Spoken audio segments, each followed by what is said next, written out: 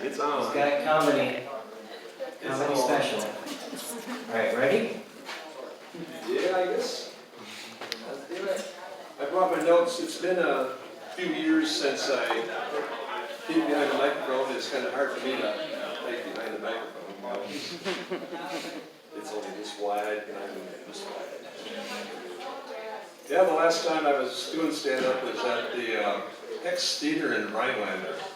And if you know when that closed, that was some time back. So I guess it's going to be a fun time.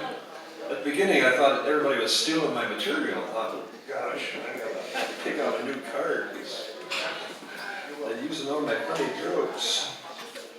But anyway, I was talking about the werewolf. It reminded me of that scene from Young Frankenstein, if anybody's seen that. They're riding in a wagon, there's mist on the ground, there's dead trees hanging out like this, and there's this oh in the distance. And Dr. Frankenstein says, werewolf. And Igor says, their wolf, their castle, warehouse. I just made that up. And I just thought of a joke a while ago. This German got out to do comedy, and the laughter was infectious. But I first heard my first joke. I came across him about 50 years ago. I've been telling it a lot, and I get the same reaction. And I must say it's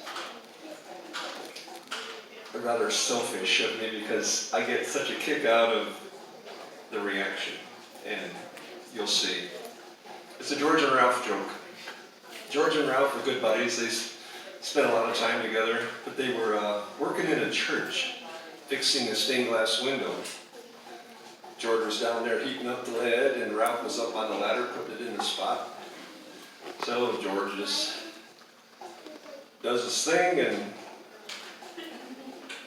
and at the same time, Mrs. Smith is in the church doing her devotionals, and she hears their conversation. And she gets really upset. So she goes to the pastor and says, Pastor, you just got to talk to those men and get this straightened up because I'm upset. I'm going home. So the pastor goes over and says, Gentlemen, Mrs. Smith was upset. She heard what we were talking about. What happened? So George says, well, me and George was sitting here fixing this window. I'm heating up the lead and I passed it up to Ralph. And he dropped one down my neck. And I said, why, George, you should be more careful. And there you go. That silence, I just get a kick out of it. That's why it's a selfish joke. People kind of miss the punch because that's not what he said. Anyway, George and Ralph were good buddies. And they were in each other's wedding. And it came time for Ralph's wedding anniversary. And they're all in the church and they're doing all the ceremonial stuff, and suddenly the devil shows up and everybody screams and runs out. Well, Ralph just sits there. The devil says, aren't you afraid? And he said, no. Why not? I've been married to your sister for 25 years. The light's not good up here, so I need to help. And later on at the reception, they're all sitting around, having some nice wine, and Ralph's wife says, I love you, I love you, I love you. And he says, is that you talking or the wine talking? She says, no, that's me talking to the wine. Let's see, might as well leave these on.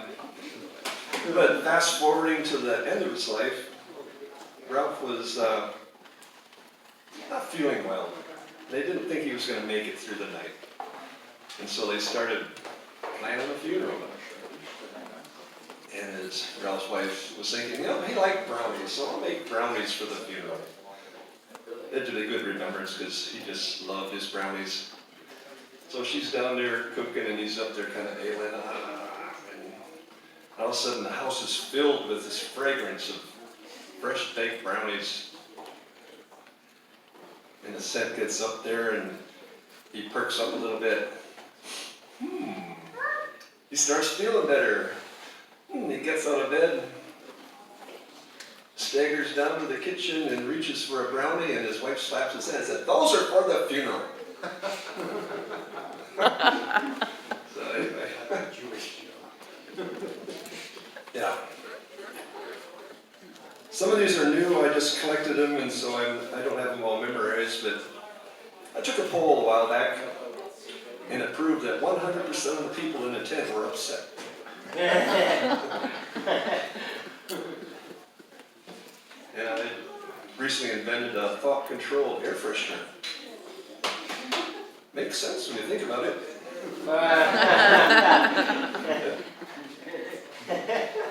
And two guys walk into a bar. Third guy ducked. Third guy ducked. Another time, a coyote, a fox walked into a bar and beat a squirrel, and that is a true story. I was there. It was me. Yeah, I had a handyman once, and I asked him to come on over and do some work, and I gave him a list. And when I came home, I looked at the list, and he had checked off 1, 3, 5, 7, and 9. He didn't do the rest. Turns out he just does odd jobs. So, then there's this woman who talked to her friend and says, "You know, my son likes to chew on electrical cords. I don't know what to do." And she said, "Well, I consider grounding him. Maybe he'll learn how to conduct himself better." Go back to the bar. You gotta go back to the bar once in a while. Well, not too often, because you gotta drink Wisconsinably. But this guy walked in the bar and he says, "Scuffle, brawl, melee, altercations." And one guy says, "Hold it right there, mister. Them's fighting words."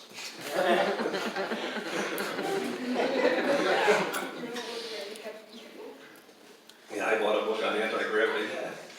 It was impossible to put down. And another bar joke.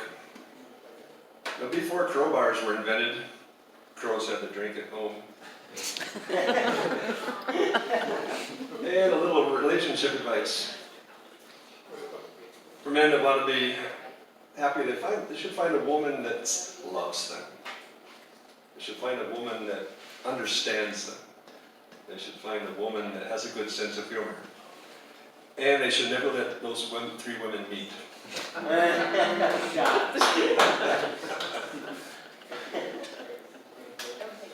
had a friend of mine, he said his name was Warren Peace. I said, "How'd you get a name like that?" He said, "Well, it's a long story."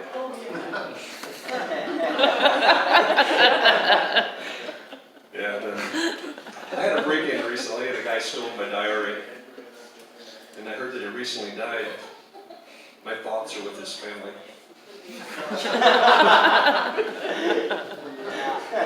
Anybody like Les Mis? Yeah. So you might know who Javert and Jean Valjean are. Sure. Javert he quit law enforcement, he opened a bakery, and he was selling baguettes. And lo and behold, Jean Valjean walks in and asks to buy 2 of them. And he said, "How much are they?" And he said, "They're 2 for $6.01.